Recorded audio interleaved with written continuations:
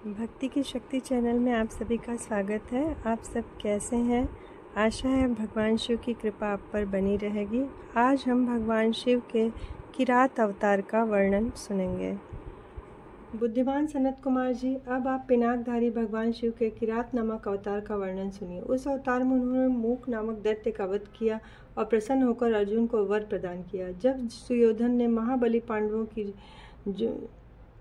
जीत लिया, तब वे सती साध्वी द्रौपदी के साथ द्वैत वन में चले आए। यहीं वे पांडव सूर्य द्वारा दी हुई बटलोई का आश्रय लेकर सुखपूर्वक अपना समय बिताने लगे। प्रियवर, उसी समय सुयोधन ने आदत पूर्वक मुनिवर दुर्वासा को छल करने के प्रयोजन से पांडवों के निकट जाने के लिए प्रेरित किया। तब महेश दुर्वासा अपने 10,000 शिष्यों के साथ आनंद पूर्वक वहां गया और पांडवों से मनो अनुकूल भोजन की याचना की। तब उन सभी पांडवों ने उनकी प्रार्थना स्वीकार करके दुर्वासा आदि तपस्वी मुनियों को स्नान करने के लिए भेजा। मुनीश्वर, इधर अन्न भाव के कारण वे सभी पांडव बड़े संकट में पड़ गए और मन ही मन प्राण त्याग देने का विचार करने लगे। तब द्रौपदी ने श्री कृष्ण का स्मरण किया। वे तत्काल ही श्री कृष्ण वहीं आ पहुंचे। शाक के पत्ते का भोग लगाकर उन सभी तपस्वियों को तृप्त कर दिया। फिर तो महेश दुर्वासा अपने शिष्यों को तृप्त हुआ जानकर वहां से चलते बने। इस प्रकार श्री कृष्ण की कृपा से उस समय पांडव संकट से मुक्त हुए। तदंतर भगवान श्री कृष्ण ने पांडवों को शिव जी की आराधना करने के लिए सम्मति दी। फिर व्यास जी ने भी आकर उन्हें शंकर के समाराधन का आदेश देते हुए कहा, शिव जी संपूर्ण दुखों का निवारण करने वाले हैं। वे भक्ति करने से थोड़े ही समय प्रसन्न हो जाते हैं, इसलिए सभी लोगों को शंकर जी की सेवा करनी चाहिए। महेश्वर प्रसन्न होने पर भक्तों की सारी अभिलाषाएं पूर्ण कर देते हैं। यहाँ तक कि इस लोक में सारा भोग और परलोक भी मोक्ष तक दे डालते हैं। यह बिल्कुल निश्चित बात है। इसलिए भुक्ति मुक्ति रूपी फल की कामना वाले मनुष्यों को सदा शंभु की सेवा करनी चाहिए, क्योंकि भगवान शंकर साक्षात परम पुरुष, दुष्टों के संहारक और सत्पुरुषों के आश्रय स्वरूप हैं। अब अर्जुन पहले दृढ़तापूर्वक शक्र विद्या का जप करें, तब इंद्र पहले परीक्षा लेंगे, पीछे संतुष्ट होंगे। प्रसन्न होने पर वे सर्वदा विघ्नों का नाश करते रहेंगे और फिर शिव जी का श्रेष्ठ मंत्र प्रदान करेंगे। नंदीश्वर जी कहते हैं, इतना कहकर व्यास जी अर्जुन को बुलाकर उन्हें शक्र विद्या का उपदेश देने को उद्यत हुए। तब तीक्ष्ण बुद्धि अर्जुन ने स्नान करके पूर्व मुख बैठकर उस विद्या को ग्रहण कर लिया। फिर उदार बुद्धि मुनिवर व्यास जी ने अर्जुन को पार्थिव लिंग के पूजन का विधान बताकर उनसे कहा, पार्थ, अब तुम यहाँ से परम रमणीय इंद्रकील पर्वत पर जाओ और वहाँ जाह्नवी के तट पर बैठकर सम्यक रूप से तपस्या करो। यह विद्या अदृश्य रूप से सदा तुम्हारा हित करती रहेगी। अर्जुन को ऐसा आशीर्वाद देकर व्यास जी पांडवों से कहने लगे, नृपश्रेष्ठों, तुम सब लोग धर्म पर दृढ़ बने रहो, इनसे तुम्हें सर्वथा श्रेष्ठ सिद्धि प्राप्त होगी। इससे अन्यथा विचार करने की आवश्यकता नहीं। नंदीश्वर जी कहते हैं, इस प्रकार मुनिवर व्यास उन पांडवों को आशीर्वाद दे तथा शिव जी के चरण कमलों का स्मरण करके तुरंत ही अंतर ध्यान हो गए। उधर शिव मंत्र के धारण करने से अर्जुन में भी अनुपम तेज व्याप्त हो गया। वे उस समय उद्दीप्त हो उठे। अर्जुन को देखकर सभी पांडवों को निश्चय हो गया कि अवश्य ही हमारी विजय होगी, क्योंकि अर्जुन में विपुल तेज उत्पन्न हो गया। तब उन्होंने अर्जुन से कहा, व्यास जी के कथन से ऐसा प्रतीत होता है कि इस कार्य को केवल तुम ही कर सकते हो, दूसरे के द्वारा कभी भी सिद्ध नहीं हो सकता। अतः जाओ और हम लोगों का जीवन सफल बनाओ। तब अर्जुन ने चारों भाइयों तथा द्रौपदी से अनुमति मांगी। उन लोगों को अर्जुन के विक्षोभ का दुख तो हुआ, परंतु कार्य की महत्ता देखकर सभी ने अनुमति दे दी। फिर अर्जुन मन ही मन प्रसन्न होते उत्तम पर्वत इंद्रकील को चले गए। वहां पहुंचकर वे गंगा जी के समीप एक मनोरम स्थान पर, जो स्वर्ग से भी उत्तम और अशोक वन से सुशोभित था, ठहर गए। वहां उन्होंने स्नान करके गुरुवर को नमस्कार किया और जैसा उपदेश मिला था उसी के अनुसार स्वयं ही अपना वेश बनाया। फिर पहले मन ही मन इंद्रियों का अपकर्ष करके आसन लगाकर बैठ गए। तत्पश्चात समसूत्र वाले सुंदर पार्थिव शिवलिंग का निर्माण करके उनके आगे अनुपम तेजो राशि शंकर का ध्यान करने लगे। वे तीनों समय स्नान करके अनेक प्रकार से बार बार शिव जी की पूजा करते हुए उपासना में तत्पर हो गए। तब अर्जुन के सिरोभाग से तेज की ज्वाला निकलने लगी। उसे देखकर इंद्र के गुप्तचर भयभीत हो गए। वे सोचने लगे, यह सब कहाँ से आ गया। पुनः उन्होंने ऐसा विचार किया, ये घटना इंद्र को बतला देनी चाहिए। ऐसा सोच के वे तत्काल ही इंद्र के समीप गए। गुप्तचरों ने कहा, देवेश, वन में एक पुरुष तप कर रहा है, परंतु हमें पता नहीं कि वह देवता है या ऋषि, सूर्य अथवा अग्नि, क्योंकि उसी के तेज से संतप्त होकर हम आपके सन्निकट आए हैं। हमने उनका चरित्र भी आपसे निवेदित कर दिया। अब आप जैसा उचित समझे वैसा करें। नंदीश्वर जी कहते हैं, उन गुप्तचरों के ये कहने पर इंद्र को अपने पुत्र अर्जुन का सारा मनोरथ ज्ञात हो गया। तब वे पर्वत रक्षकों को विदा करके स्वयं वहां जाने का विचार करने लगे। विप्रवर इंद्र अर्जुन की परीक्षा करने के लिए वृद्ध ब्रह्मचारी ब्राह्मण का वेश बनाकर पहुंचे। उस समय उन्हें आया हुआ देखकर पांडुपुत्र अर्जुन ने उनकी पूजा की और फिर उनकी स्तुति करके आगे खड़े होकर बोले, ब्राह्मण बताइए, इस समय कहाँ से आपका शुभागमन हुआ है। इस पर ब्राह्मण वेशधारी इंद्र ने अर्जुन को ऐसे वचन कहे जिससे वह तप से डिग जाए। पर अर्जुन को दृढ़ निश्चय देख तब अपने स्वरूप में प्रकट होकर इंद्र ने अर्जुन को भगवान शंकर का मंत्र बताया। उन्होंने कहा, जप करने की आज्ञा दी। तदंतर जप के अपने अनुचरों को सावधानी के साथ अर्जुन की रक्षा करने का आदेश दिया। वे अर्जुन से बोले, भद्र, तुम्हें कभी भी प्रमादपूर्वक राज्य नहीं करना चाहिए। परतंप यह विद्या तुम्हारे लिए श्रेष्ठकरी होगी। साधक को सर्वथा धैर्य धारण किए रहना चाहिए। रक्षक तो भगवान शिव हैं ही, वे संपत्तियां और फल दोनों समान रूप से देंगे, इसमें तनिक भी संशय नहीं है। नंदीश्वर जी कहते हैं, इस प्रकार अर्जुन को वरदान देकर देवराजेंद्र शिव जी के चरण कमलों का स्मरण करते अपने भवन को लौट गए। तब महावीर अर्जुन ने भी सुरेश्वर को प्रणाम किया और फिर से मन को वश में करके इंद्रिय के उपदेशानुसार शिव जी के उद्देश्य में तपस्या करने शुरू कर दी। तदंतर अर्जुन व्यास जी के उस उपदेशानुसार विधि पूर्वक स्नान न्यास आदि करके परम भक्ति के साथ शिव जी का ध्यान करने लगे। उस समय एक श्रेष्ठ मुनि की भांति एक ही पैर के बल पे खड़े हो सूर्य की ओर एकाग्र दृष्टि करके खड़े खड़े मंत्र जप कर रहे थे। इस प्रकार वे परम प्रेम पूर्वक मन ही मन शिव जी का स्मरण करके शंभु के सर्वोत्कृष्ट पंचाक्षर मंत्र का जप करते घोर तप करने लगे। उसी तपस्या का ऐसा तेज प्रकट हुआ जिससे देवगण विस्मित हो गए। पुनः वे शिव जी के पास गए और समाहित चित्त से बोले, देवताओं ने कहा, सर्वेश, एक मनुष्य आपके लिए तपस्या में निरत है। वह व्यक्ति जो कुछ चाहता है उसे आप दे दीजिए।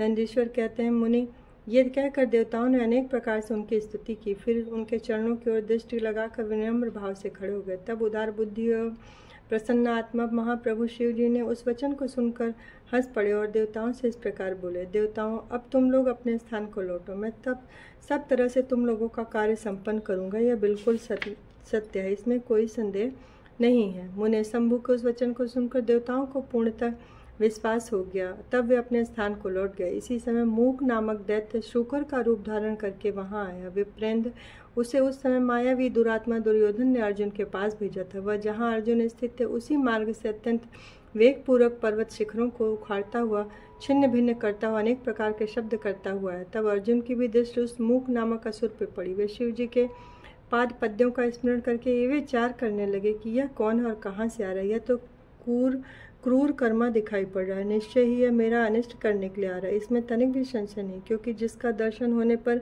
अपना मन प्रसन्न हो जाए वह निश्चय ही अपना हितैषी होता है, और जिसके दिखने पर मन व्याकुल हो जाए वह शत्रु ही है।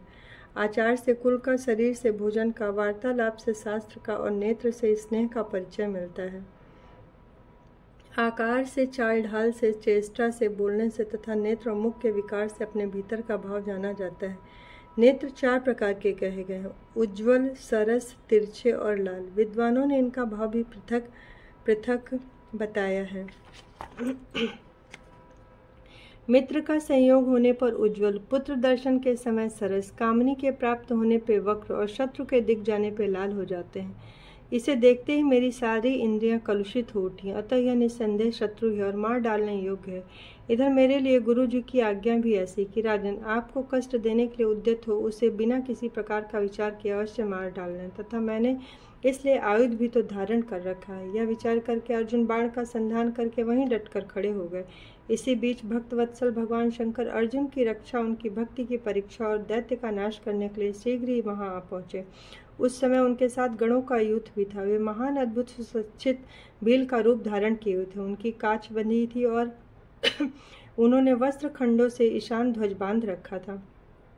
उनके शरीर पर श्वेत धारियां चमक रही थी। पीठ पर बाणों से भरा तरकश था। वे स्वयं धनुष बाण धारण किए हुए थे। उनका गण यूथ भी वैसी ही साज सज्जा से युक्त थे। इस प्रकार शिव भिल्ल राज बने हुए थे। वे सेना अध्यक्ष होकर तरह तरह के शब्द करते हुए आगे बढ़े। इतने में सुअर की गुर्राहट का शब्द 10 दिशाओं में गूंज उठा। उसी शब्द से पर्वत आदि सभी जड़ पदार्थ झन्ना उठे। तब वनेचर के शब्द से घबरा कर अर्जुन ने सोचा, हो क्या ये भगवान शिव तो नहीं है जो यहाँ शुभ करने के लिए पधारे हैं? क्योंकि मैंने पहले से ही ऐसा सुन रखा है। पुनः श्री कृष्ण और व्यास जी ने भी ऐसा ही कहा। देवताओं ने भी बार बार स्मरण करके ऐसी ही घोषणा की है कि शिव जी ने कल्याण करता और सुख दाता है, वे मुक्ति प्रदान करते हैं।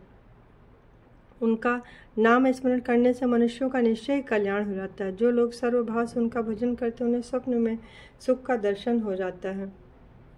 इस प्रकार शिव के विषय में विचार कर ही रहे थे कि तब तक बाण का लक्ष्य भूत व सुअर वहां आ पहुंचा। उधर शिव जी भी उस सुअर के पीछे लगे हुए दिख पड़े। उस समय उन दोनों के मध्य में वह शुकर अद्भुत शिखर सा दिख रहा था। उसकी बड़ी महिमा भी कही गई है। तब भक्त वत्सल भगवान शंकर अर्जुन की रक्षा के लिए बड़े वेग से आगे बढ़े। इसी समय उन दोनों ने उस शुकर पर बाण चलाए। शिव जी के बाण का लक्ष्य उसका पुच्छ भाग था और अर्जुन ने उसके मुख को अपना निशाना बनाया। शिव जी का बाण उसके पुच्छ भाग से प्रवेश करके मुख के रास्ते निकल गया और शीघ्र ही भूमि में विलीन हो गया तथा अर्जुन का बाण उसके पिछले भाग से निकलकर बगल में ही गिर पड़ा। तब वह शुकर रूपधारी दैत्य उसी क्षण मरकर भूतल पर गिर पड़ा। उस समय देवताओं को महान हर्ष हुआ। उन्होंने पहले तो जय जयकार करते पुष्पों की वृष्टि की, फिर बार बार नमस्कार करके स्तुति की। उस समय दोनों ने दैत्य के उस क्रूर रूप की दृष्टिपात किया। उसे देखकर शिव जी का मन संतुष्ट हुआ। अर्जुन को महान सुख हुआ। तत्पश्चात अर्जुन मन ही मन विशेष रूप से सुख का अनुभव करते हुए कहने लगे, यह श्रेष्ठ दैत्य परम अद्भुत रूप धारण करके मुझे मारने के लिए आया है, परंतु शिव जी ने मेरी रक्षा की है। निस्संदेह उन परमेश्वर ने ही आज मेरी बुद्धि को प्रेरित किया। ऐसा विचार कर अर्जुन ने शिव नाम संकीर्तन किया और फिर बार बार उनके चरणों को प्रणाम कर उनकी स्तुति की। अब परमात्मा शिव की उस लीला को श्रवण करिए जो भक्त वत्सलता युक्त उनकी दृढ़ता से भरी हुई है। तदंतर शिव जी ने उस बाण को लाने के लिए तुरंत ही अपने अनुचरों को भेजा। उधर अर्जुन भी उस निमित्त वहां आए। इस प्रकार एक ही समय में रुद्रा अनुचर तथा अर्जुन दोनों ही बाण उठाने के लिए वहां पहुंचे। जब अर्जुन ने उन्हें डरा धमका कर अपना बाण उठा लिया देखकर उन अनुचर ने कहा, ऋषि सत्तम, आप क्यों इस बाण को ले रहे हैं? यह हमारा सहायक है, इसे छोड़ दीजिए। बिल्लराज ने उन अनुचरों का योग कहे जाने पर मुनि श्रेष्ठ अर्जुन ने शंकर जी का स्मरण किया। इस प्रकार कहा, वनेचर, तू बड़ा मूर्ख है, तू बिना समझे बूझे क्या कह रहा है? इस बाण को तो मैंने अभी अभी छोड़ा है, फिर यह तेरा कैसे? इसकी धारियां और पिच्छों पर मेरा नाम ही अंकित है, फिर यह तेरा कैसे होगा? ठीक है, तेरा कुटिल स्वभाव कठिन है। मुने, अर्जुन का यह कथन सुनकर भिल्ल रूपी गणेश्वर को हंसी आ गई। तब वह ऋषि रूप में वर्तमान अर्जुन को उत्तर देते हुए बोले, तापस सुन, जान पड़ता है तू तपस्या नहीं कर रहा, केवल तेरा वेश ही तपस्वी का है, क्योंकि सज्जा तपस्वी सल कपट नहीं करता। भला जो मनुष्य तपस्या में नहीं तो वह कैसे मिथ्या भाषण करे? अतः तू अकेला मत समझ, मुझे ज्ञात होना चाहिए कि मैं एक सेना का अधिपति हूँ। हमारे स्वामी बहुत सी वनचारी भीलों के साथ यहाँ बैठे हुए हैं, विग्रह तथा अनुग्रह करने पर सर्वथा समर्थ है। यह बाण जिसे तूने अभी उठा लिया उन्हीं का, यह बाण कभी तेरे पास टिका नहीं सकेगा। तापस, तू क्यों अपनी तपस्या का फल नष्ट करना चाहता है? ऐसा सुन रखा है कि चोरी करने के लिए छल पूर्वक किसी को कष्ट पहुंचाने से, विस्मय करने से तथा सत्य का त्याग करने से प्राणी का तप क्षीण हो जाता है। यह बिल्कुल सत्य है। ऐसी दशा में अब तप का फल कैसे प्राप्त होगा? उस बाण को ले लेने से तू तप से च्युत तथा कृतज्ञ हो जाएगा, क्योंकि निश्चय ही यह मेरे स्वामी का बाण है। तुम्हारी रक्षा के लिए उन्होंने इसे छोड़ा था। इस बाण से तो उन्होंने शत्रु को मार ही डाला और फिर बाण को भी सुरक्षित रखा। तुम तो महान कृतज्ञ तथा तपस्या में मंगल करने वाले हो। इस प्रकार अर्जुन और उस गणचर में बहुत ही विवाद हुआ। इस पर कुपित होकर अर्जुन ने उनसे कई बातें कही। दोनों में विवाद बढ़ता गया। अंत में अर्जुन ने कहा, वनचारी भील, तू मेरे सारी बात सुन ले। जिस समय तेरा स्वामी आएंगे उस समय उन्हें फल चखाऊंगा और तुम्हारे साथ युद्ध करना मुझे शोभा नहीं देता। अतः मैं तुम्हारे स्वामी के साथ ही लोहा लूंगा, क्योंकि सिंह और गीदड़ का युद्ध उपहासा पद माना जाता है। भील, तुमने मेरी बात तो सुन ली, अब तुम्हारे महान बल को भी देखोगे। जाओ, अपने स्वामी के पास लौट जाओ और जैसी इच्छा हो वैसा करो। अर्जुन के ये कहने पर भील जहाँ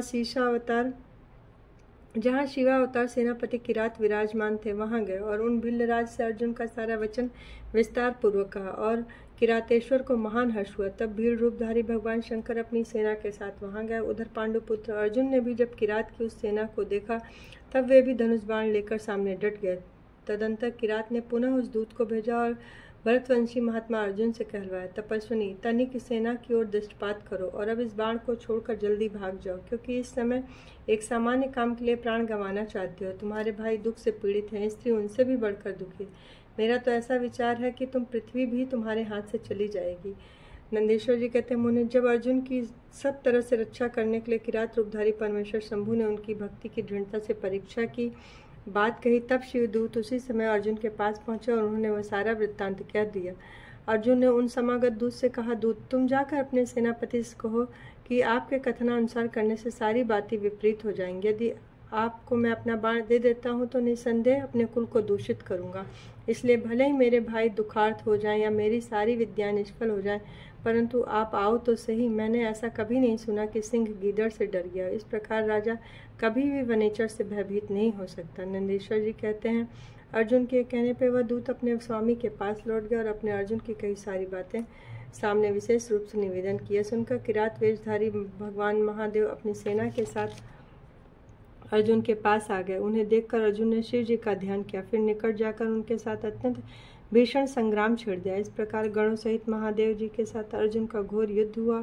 अंत में अर्जुन ने शिव जी के चरण कमल का ध्यान किया और करने से अर्जुन का बड़ बढ़ गया। तब वे शंकर जी के दोनों पैर पकड़कर उन्हें घुमाने लगे। उस समय भक्त वत्सल महादेव जी हंस रहे थे। भक्त पराधीन होने के कारण वे अर्जुन को अपनी दास्ता प्रदान करना चाहते थे, इसलिए उन्होंने ऐसी लीला रची, अन्यथा ऐसा होना असंभव था। तत्पश्चात शंकर जी ने भक्त परावस्था के कारण अपना सौम्य एवं अद्भुत रूप से ऐसा प्रकट कर दिया। पुरुषोत्तम शिव जी का जो स्वरूप वेदों, शास्त्रों तथा पुराणों में वर्णित है, व्यास जी ने अर्जुन को ध्यान करने के लिए जिस सर्व सिद्धिदाता रूप का उपदेश दिया, शिव जी ने वही रूप दिखाया। जब ध्यान द्वारा प्राप्त होने वाले शिव जी के उस सुंदर रूप को देखकर अर्जुन को महान विस्मय हुआ। वे लज्जित होकर स्वयं पश्चाताप करने लगे। जिनको मैंने प्रमुख रूप से वर्णन किया वे त्रिलोकी के अधीश्वर कल्याणकर्ता स्वयं शिव तो है, यही है। हाय, इस समय मैंने यह क्या कर दिया। भगवान शिव की माया बड़ी बलवती है, बड़े बड़े मायावियों को मोह में डाल देती है। उन प्रभु ने अपने रूप को छिपाकर यह कौन सी लीला रची है। इस प्रकार पांडुपुत्र अपने आप को बार बार धिक्कारने लगे। पांडुपुत्र अर्जुन को महान पश्चाताप हुए। शीघ्र ही महाप्रभु शंकर जी के चरणों में लौट गया और महेश्वर का चित्त जिसे देखकर महेश्वर का चित्त प्रसन्न हो गया। अर्जुन को अनेक प्रकार से आश्वासन देकर वो शंकर बोले, तुम तो मेरे परम भक्त हो, अतः खेद न करो। यह तो मैंने आज तुम्हारी परीक्षा ली है। ऐसा लीला रचा जैसे तुम शोक त्याग दो।